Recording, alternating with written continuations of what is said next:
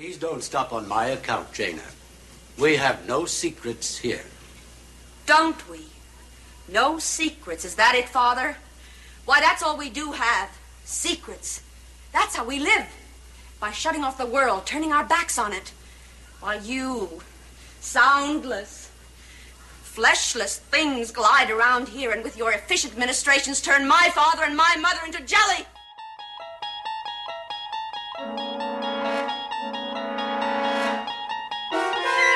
Hello, and welcome to Twilight Pwn, the internet's third most popular Twilight Zone podcast.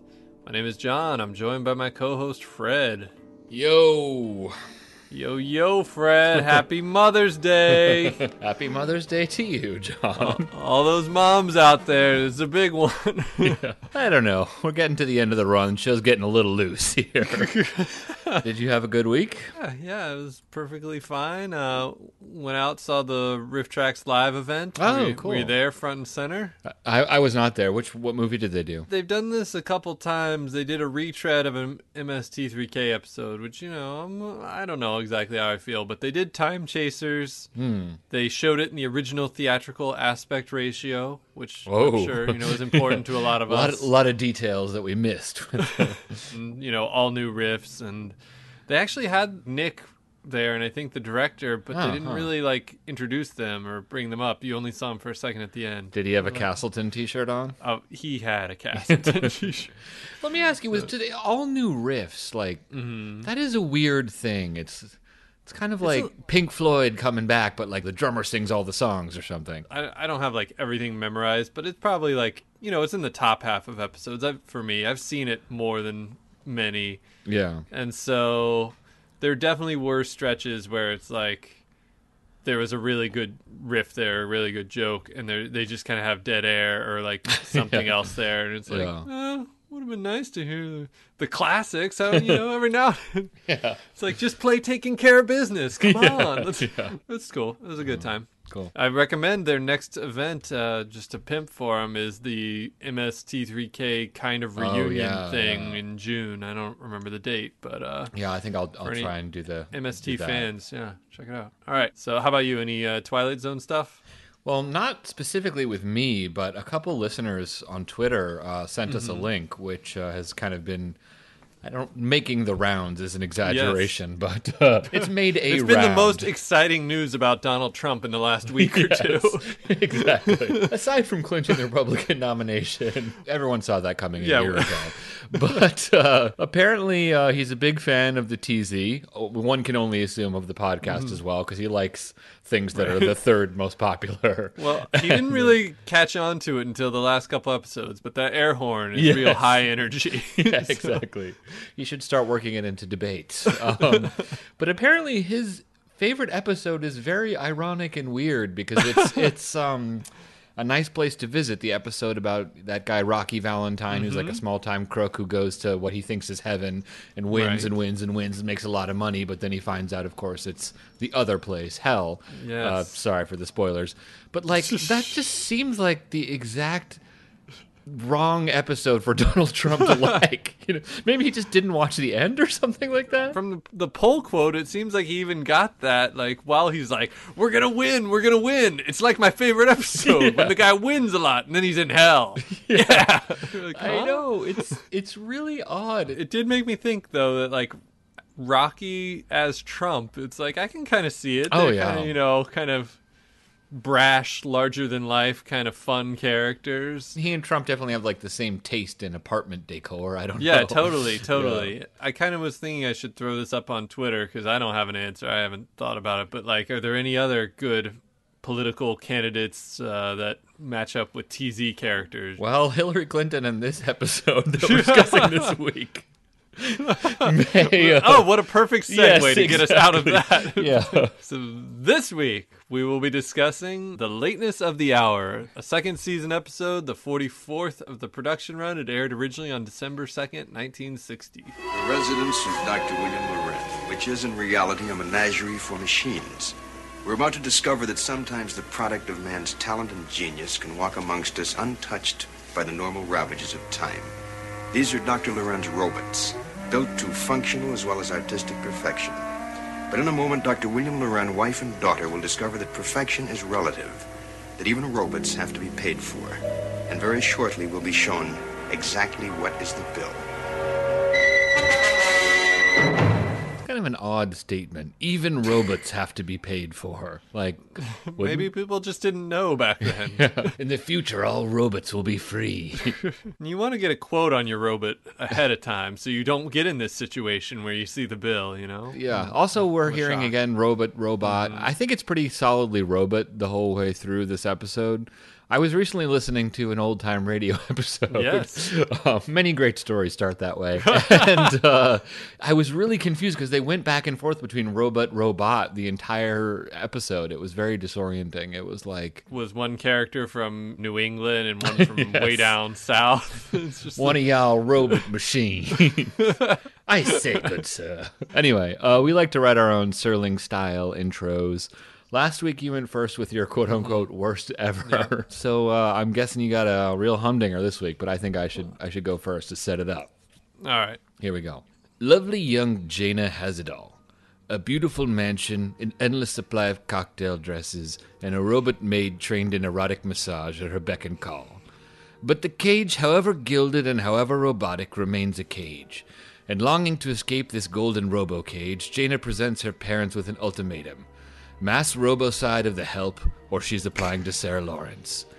What happens next may surprise you, unless you've watched this show at all, in which case it's pretty par for the course.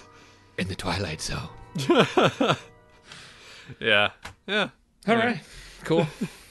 B minus, your turn. Be happy to get that B minus. Passing grade. Passing grade. Passing grade. That. No, I'll be happy to get that. Okay, here we go. The table has been cleared, the dishwasher loaded, and the sherries have been poured. It is another quiet night at the Voight-Kampf household. Robotic staff ensure that the temperature is just right. The decorations are exquisite. But daughter Jana's discontent for sure is just wrong. She finds their machinations are a big It's the classic struggle between parents, children, and robot waitstaff. A struggle that plays itself out on a nightly basis in the Tony New gated community known as the Twilight Zone Acres Estates. Were there a lot of references to something in that I wasn't getting? There was one at the beginning to Blade Runner, and then I was just trying to do my rhyme thing, but they were some of probably the worst. Okay. Decorations are exquisite. Machinations are a big Oh, okay. I thought when you said you were just like, oh, I messed that up. And I was like, oh, John's going to start over. There was a feeling of that about the whole thing. Good stuff. All right. Well, I feel we made it through 147 episodes with Serling-style intros from both of us. That's pretty good. This is how most people like to go out on a slow whimper. I don't like to think of it so much as we're finishing with 156 episodes as much as maybe we just get canceled perfectly at 156. Exactly. And indeed, we are down to our final 8 episodes. I think I miscounted last week, which is pretty par for the course. But we have 8 more episodes to 156. But let's not think about that right now. Let's think about the lateness of the hour, which you can stream on Netflix, Hulu, Amazon, whatever it is.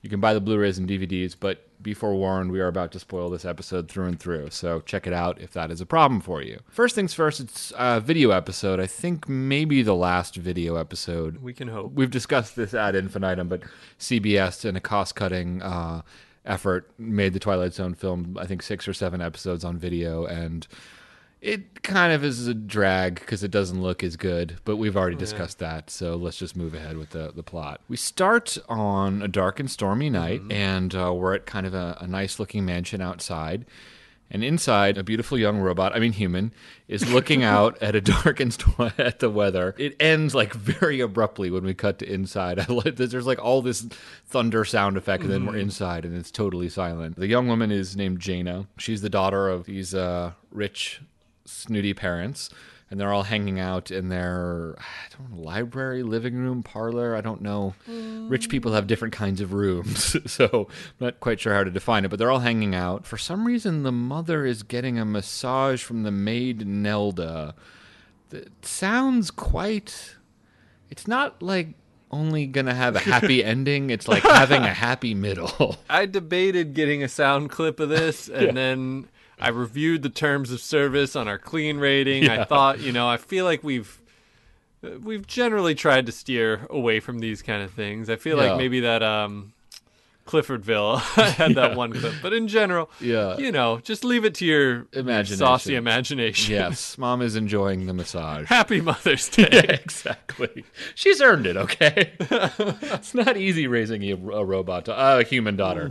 Anyway, they're all looking at this album. Jaina brings up this point about how the maid hasn't aged at all. Then she starts going on this rant about how the contracting of the living room is too nice. Somebody checks the thermostat, which really sets her off. Oh, yeah. You're not chilly, are you, Jaina, dear? Shouldn't be. 72 degrees in here. Isn't it, William? Isn't it 72 degrees? Exactly. The optimum temperature. Of course. The optimum temperature. And the fireplace.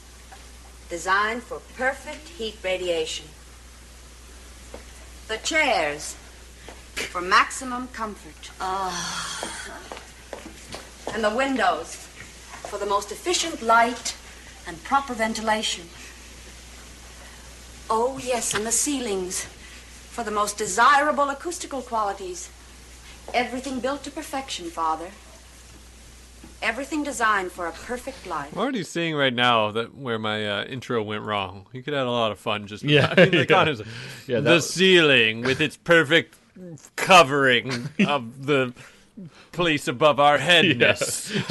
She's really reaching to find sarcastic praise for the ceiling. Right. And this light switch encasing the thing that controls our perfect light. Having both on and off. Father. I did like that little, like at the very beginning, you can hear the mom sort of like post-orgasmic tone of voice. 72 degrees, dear. Fetch me a cigarette. Fred, what's your optimum temperature? Are you a 72 person? Well, I don't know, man. How long has it been since you've lived in a New York apartment? Because you really... I would think that'd be high for a New York apartment. You rarely have that level of control because it's like there's like a thermostat in the basement that only the weird guy who lives in the building has access to, and then like one heater works and the other one's too loud to work. So like I am rarely the temperature basically is either freezing or burning, and I prefer freezing, but that's just me. How about you? I'm a 70 guy. Okay. I think that whole thing is really the product of like living in a house where you really have access over the town. I understand that this is like ripe, fertile ground for family arguments. Is that the case in your family, or cartoons would lead me to believe that is the case? We've been able to make it work, but it is a little ridiculous. More so in like our old place, which was like a smaller condo. Yeah. I could actually feel the difference between like 68 and 69. Like you get, like I'd just be like, feels a little warm. Did somebody mess with the what's going on? Like it was a very like middle-aged dad moment. Like I feel like I haven't quite hit that, but I feel like as soon as your wife like gets pregnant, even before you're like mutually aware of it, you're like, wait a minute, did the temperature just drop half a degree? Right. And your wife's like, wait a minute. Something happened. Anyway. Yeah, so Jaina, goes on this like long rant about how everything's so great. It's very #1% problems. Then she calls a meeting of all the servants. There's about 5 or 6 of them, like a gardener, a butler, and so forth.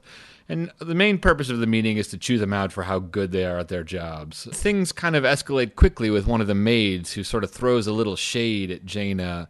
And it gets physical, like, right away. She, like, throws the maid down the staircase, WWE style. From a storytelling perspective, I thought that was pretty cool. Yeah. But from a television show shot on video without a, like, licensed stunt person, I didn't think it worked as well. But I feel like we've seen worse on the Twilight Zone. We've seen some window deaths that true. definitely rank below the maid tumbling down the staircase.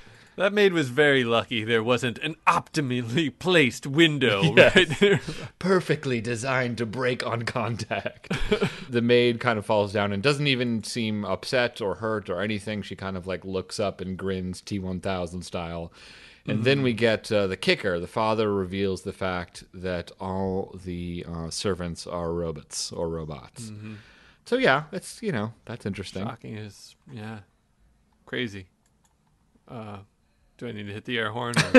Let's save it for later. Serling Okay. delivers his intro at this point, kind of sneaking up on you like he's like the second butler or something. Actually, that was kind of a cool Yeah, I intro liked it, yeah. somehow, because they had like all the characters more or less exit the shot right as he passes through. So yeah, it does seem Yeah. like he's part of the mix. Yeah, he sort of like psychs you out a little bit. Then when we get back from commercial, it's another scene of robotic domestic perfection.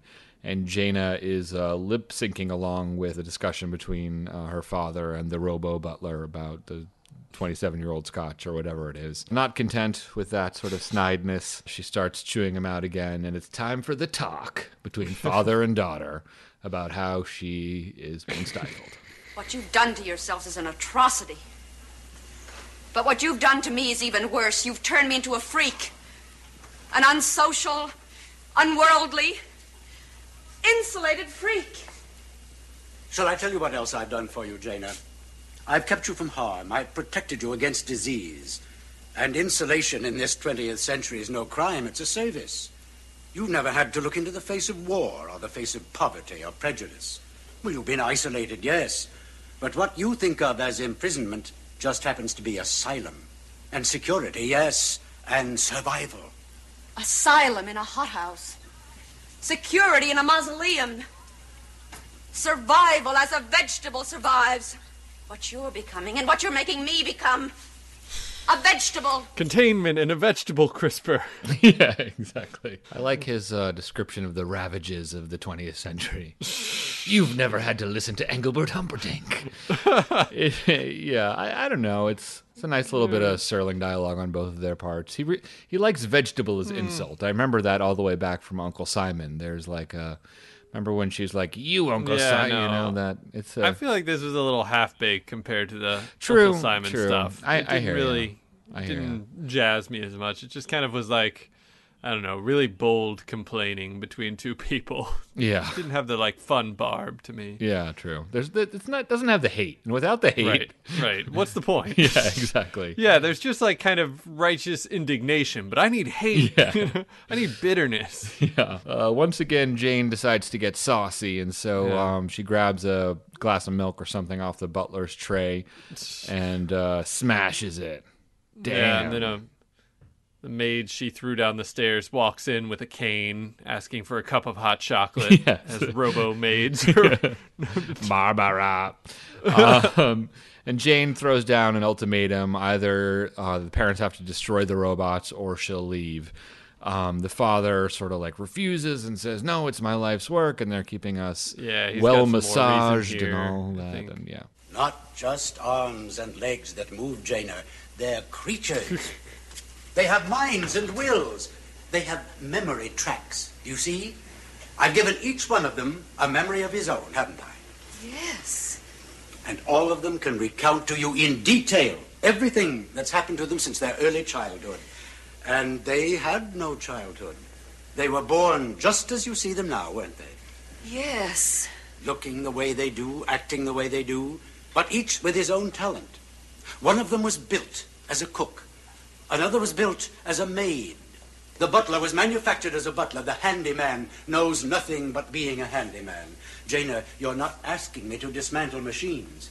You're asking me to destroy that which has life. Snozberries were manufactured to be snozberries. That speech kind of muddies the waters of the whole thing a little bit. I feel like, like he's kind of like, they're alive and they're creatures, but they're kind of not, and you're not really encouraged to think of them that way at any other point in the episode. Frankly, I don't feel like that's the sell you want to take if you're like, they're not just robots, they're creatures. Yes. Like, now I have an image of, like, gremlins in my head or something. Yeah. Like, you still want to kill them, probably. Yeah. Well, we still want to kill him, Dad.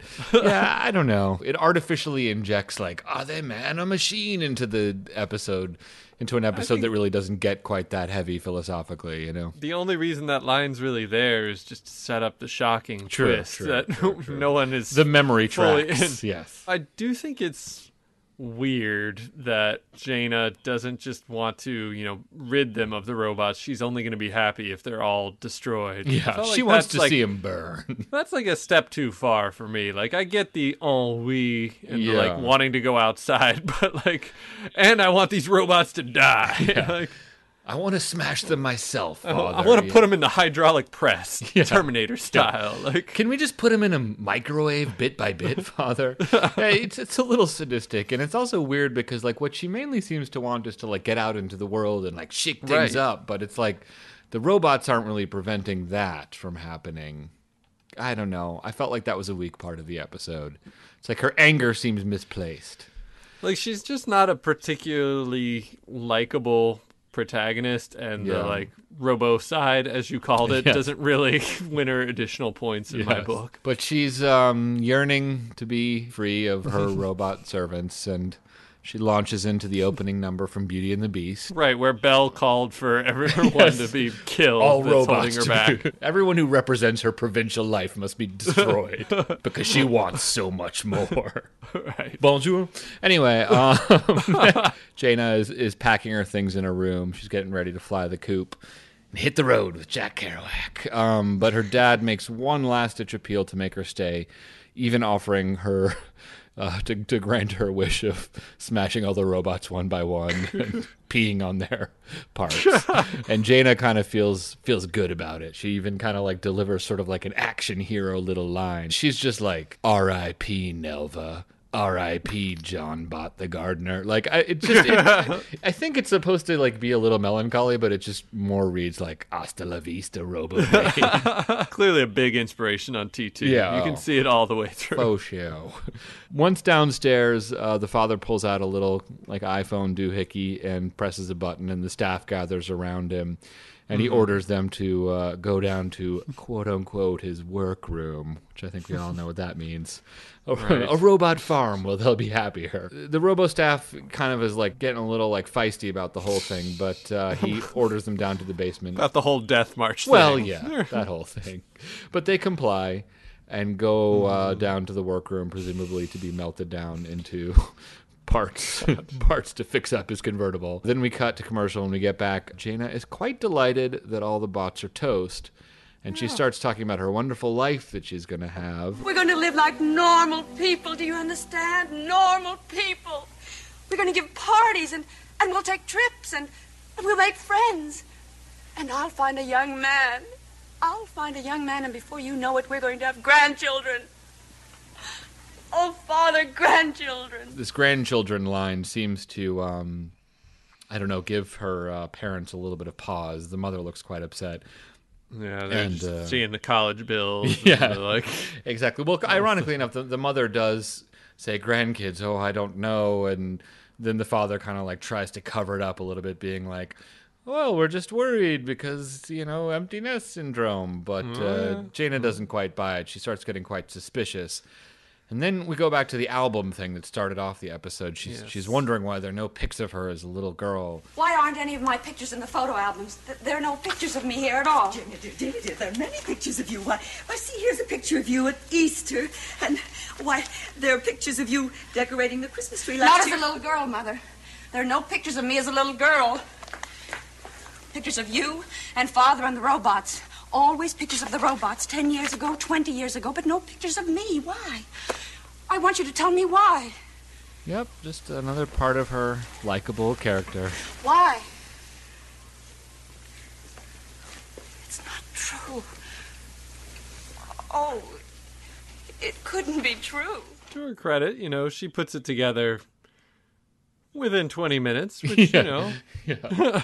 I mean, pretty good. I had her beat by about 18, but yeah. We've talked about how she's not like the most likable protagonist. I love how it starts like, why are there no pictures of me? There should be more pictures of me everywhere. Anyway, she's a robot, and that's quite the source of angst. Jaina goes on another little temper tantrum about how she didn't ask to be built, Dad. And sorry. And then the dad kind of like tries to smooth things over. It doesn't matter what you are or how you got here. You're our daughter.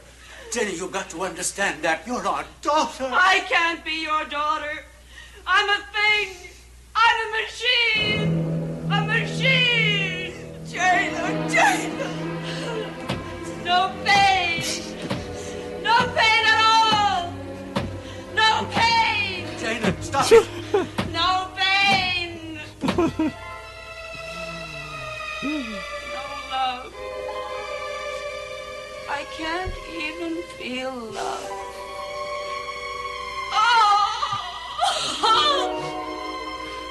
I'm so upset that I can't feel emotion.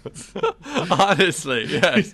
I am completely distraught over my unemotional robotic being. Yeah, it's a little weird. I mean, maybe the father very cruelly only programmed her to feel depressed. I don't even remember what she did. I like picture her with like a t-ball bat, like bonking her head. What's she doing when she's saying She's no just pain? like hitting the banister with her wrist. But yes, it is a little wacky.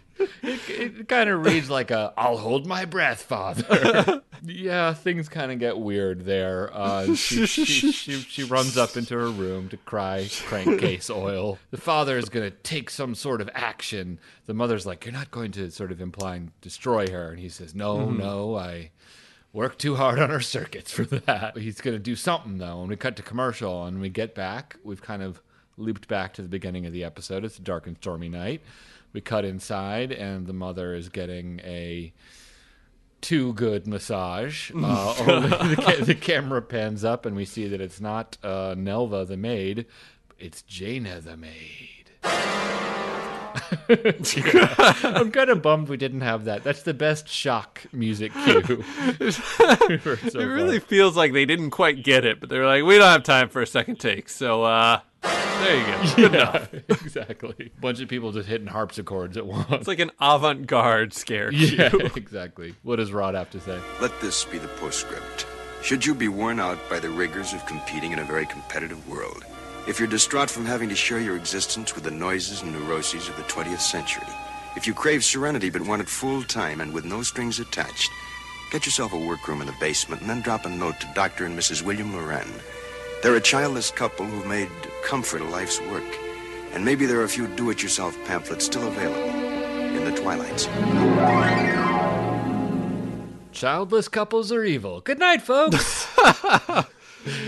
And if you invest in like a nest or any kind of thing to make your life a little bit better, you're a bastard. Yeah. I don't know. What is this episode saying? I'm not saying it's bad or anything like that. We can get to that later. I'm just, what's the message here? I don't know for sure. There seems to be there's this critique of building yourself a cocoon of like luxury. Yeah. But it doesn't really tie into the second half, which is like, these people built a robot daughter because they lost their daughter, right? Or... No, they couldn't have children. So they're just straight up evil. No, John, that would be acceptable if they were trying to replace a deceased child. I feel like it doesn't line up exactly this creature comforts. Because especially if you want a daughter and you can't have them, do you really build like a 22-year-old who won't get out of the house and just complains? When you build like a, I don't know, really precocious 10-year-old or something? Yeah, I don't know. Like a small wonder bot? I don't know. I mean, not being a parent, I can't really say. Maybe you can offer some more light on that issue. But I do think it is a little bit weird because it seems to kind of imply that there's really no difference between being distraught that you can't have a child and trying to build yourself a robotic child and building a maid to give you erotic massages. Right. It draws a false equivocation between those two things, and I think that's a little effed up. Yeah, that's very confusing, and I am a little hung up on we can't have a kid. Let's get a 22-year-old. It's why don't you just make friends with a 22-year-old or something No, I hear you. Maybe it's a Twilight Zone thing of messing up the age because the actress is clearly 42. Right. Maybe they thought she came across as 16. I don't know, but maybe it is a questionable decision. Adoption probably should have been the first stop. Right. on their list. It seems like we are supposed to be in the daughter's corner, and this is supposed to be a shocking, horrible twist at the end, and the parents are kind of the bad guys, kind of maybe you can see where they're coming from, but I think the episode would have been a lot different if it was like a robo-daughter who was a much more likable robo-daughter, and her main goal wasn't destroying her fellow robots, you know what I mean? Right, Or like, right. it almost could make a great horror story if it's like these people are like psychotic and they've created everyone around them to like, Right. you know, satisfy all their needs, and then, their daughter doesn't work out, so they just make her a maid. Like, that's what I think they're going for. Yeah, but like just, if it had been a you know, smaller child, she'd been like the perfect little robot, but somehow or another she starts not operating properly, Yeah. and she figures out somehow that like, oh wait, the other people in the house are getting like reprogrammed. Wait a minute, what if I'm a robot? And Yeah. I don't know. It's hard to say what the biggest problem is. I think it really starts with the protagonist. I'm feeling a weird disjointedness where I actually did feel bad for like all the robo servants who got led down to the shed too. or whatever. Me But too. then like I feel like pretty much completely blah about them reprogramming the robo daughter to be a maid. Just like, you know, she was being a real drag. Like, exactly. This episode like- runs into a lot of like class struggles that it didn't mean to. they didn't kill her. Yeah, I don't know. That's not exactly like a great defense of the parents, but like if she had her druthers, you know, if she were in the driver's seat, she probably would have just melted her down for scrap. Yeah, exactly. This is like a weirdly subtly Marxist episode in some way. It's like the original inspiration for Upstairs Downstairs. What we doing next? Bios and trivia. Bios and trivia. Bios and trivia. Yeah. Thermostat, Siegfried, Mark Grams Jr., Siegfried and Grams, and IMDB. Just a couple goofs over on IMDb. After Jana, the daughter, finishes banging her fist on the staircase handrail, a shadow moves behind her. As it moves, it appears to be an arm shadow, but not from Jana. Ugh. As Jana and her father are arguing in the study, the camera cuts to a shot of Mrs. Lauren sitting in an overstuffed chair watching them. At that moment, a shadow passes across her body. It's either a crew member or a piece of equipment, possibly a camera, since there are only two other characters in the scene and neither of them are near Mrs. Lauren. Ugh. Yeah, so, I don't know. Not that exciting, but I think that, I mean, frankly, that's probably a little bit of the issue with Video. this filming on video. Yeah. They're having to do it much more live. Yeah. I think we even talked about, like, they pretty much cut the episode as it's happening. no, that's So true, yeah. it's almost as if you're doing, like, a live performance. So more potential for screw-ups, but whatever. Zikri, he just kind of dogs the episode. There's nothing that interesting. Do you have anything interesting? So, Martin Grams Jr., author of an 800 or 900 page trivia book about the Twilight Zone. Every episode has 10 to 50 pages of material.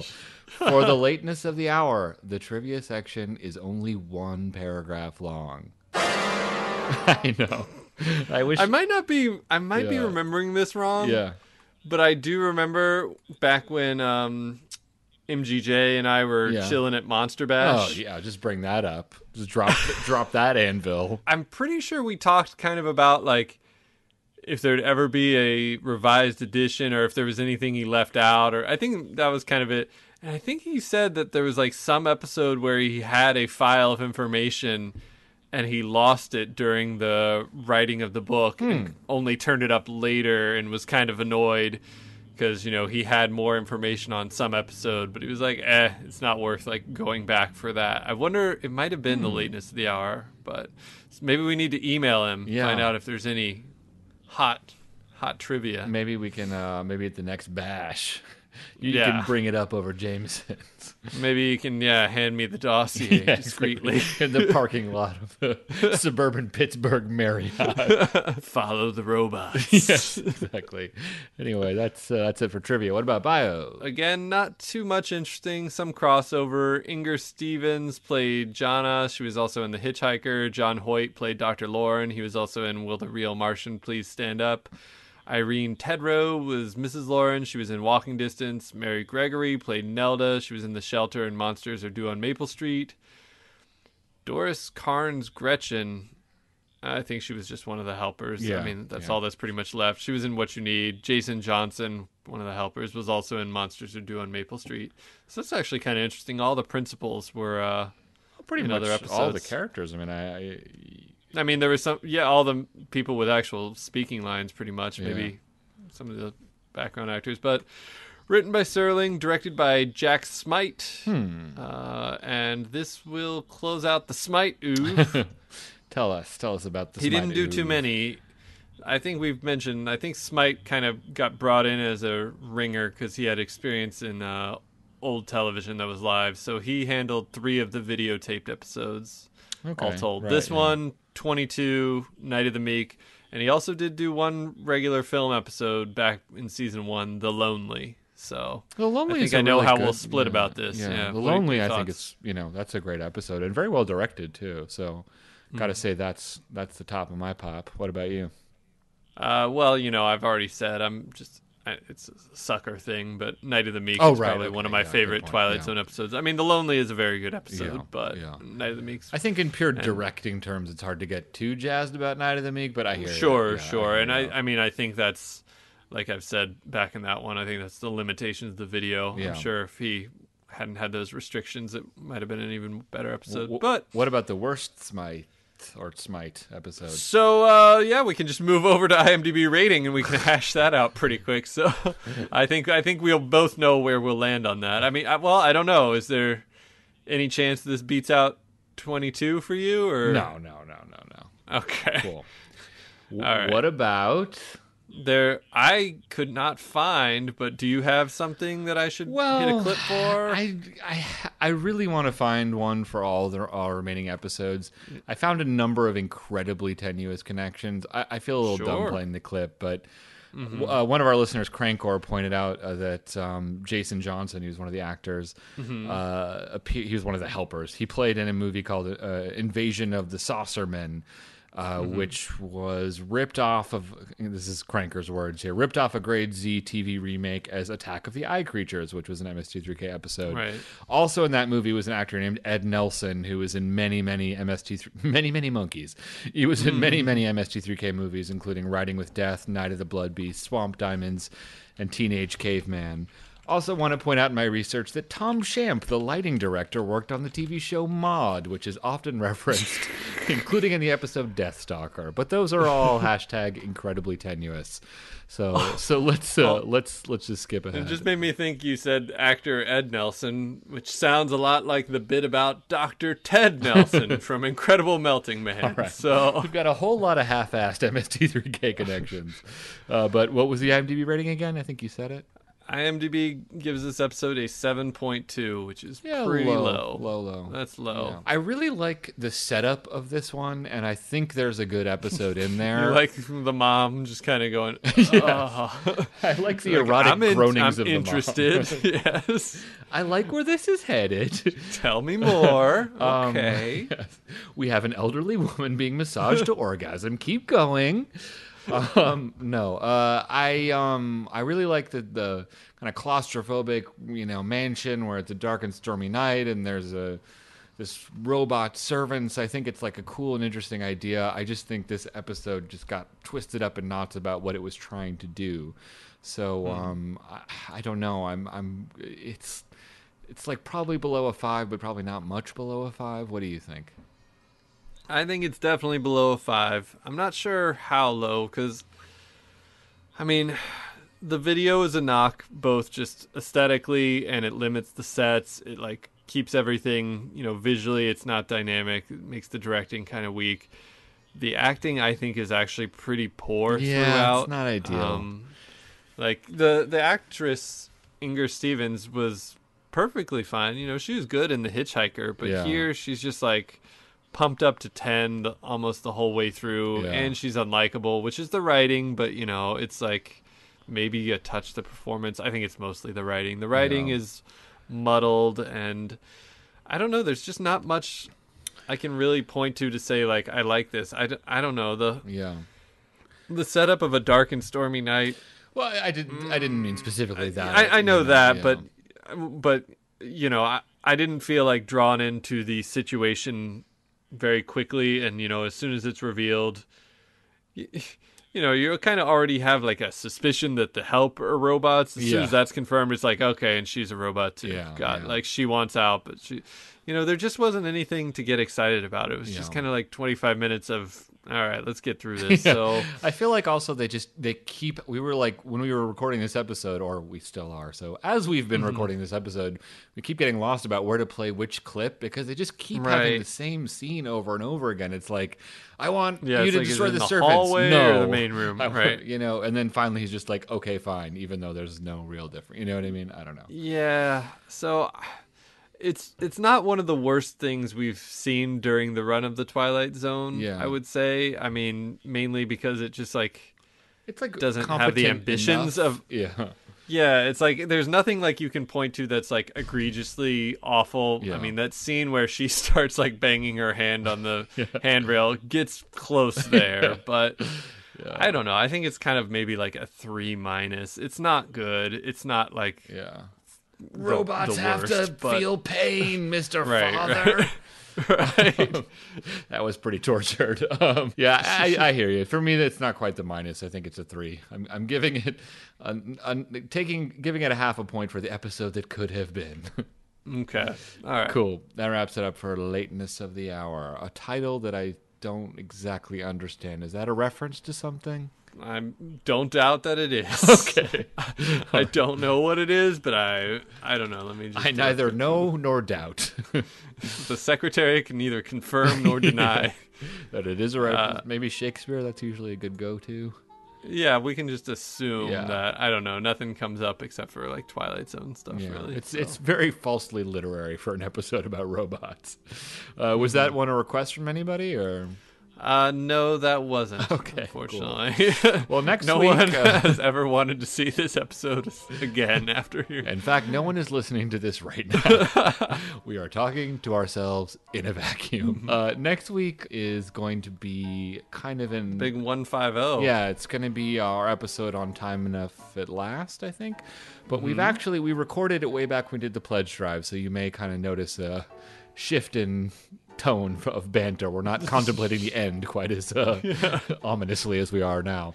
So You might notice an uptick in the quality of my intro. I forget. It might have. no guarantees on that one, but no. so stay tuned for that, and then after that we'll be back with 151, which we'll let you know via social media. There are many monkeys worth of ways to get in touch with us. John, what are they? You could send us an email at twilightpwn@gmail.com. You can get in touch with us on Twitter at twilightpwn. You can check out our website, twilightpwn.tumblr.com. You can like us on Facebook. You could listen to us on any kind of podcatcher app, and you can subscribe to us in iTunes if you're over there. If you leave us a rating or review, it'd be really cool if we could hit 100 before we Ooh. wind this some down. So. Yeah, please. Yeah, so.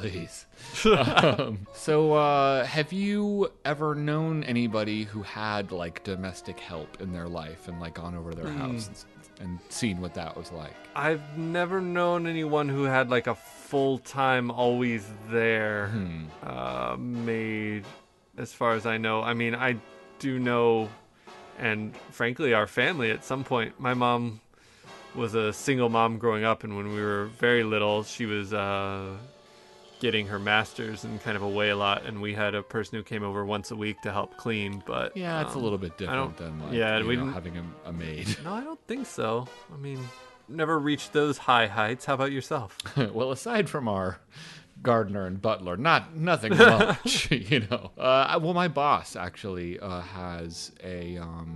It's kind of interesting because like you wouldn't really call this person that she has a maid exactly. She's kind of like, and she does a lot of different things. Like she takes care of my boss's kids and is like cleans up and stuff like that. And Yeah. she also had like a drive. My boss is rich, just to clarify, in case that wasn't clear. But what's been She does an Outer Limits podcast. Yeah, exactly. If only we'd known. yeah, exactly. And she's the number 2, so that says it all. But it's really interesting, like, to what degree, like, her life resembles, like, a 1930s screwball comedy. Like, everyone who's kind of, like, in her orbit is kind of like a comical stereotype of one type or another. And I will say it's very interesting, weird world, people who have... real servants, robot or otherwise. I think if we could just get those 2 more ratings, Yes. we'll Yes. finally have the Skrilla to make it happen Yeah. and see what it's like. Yeah. Cool beans. All right. Talk to you next week, John. All right, later, Fred.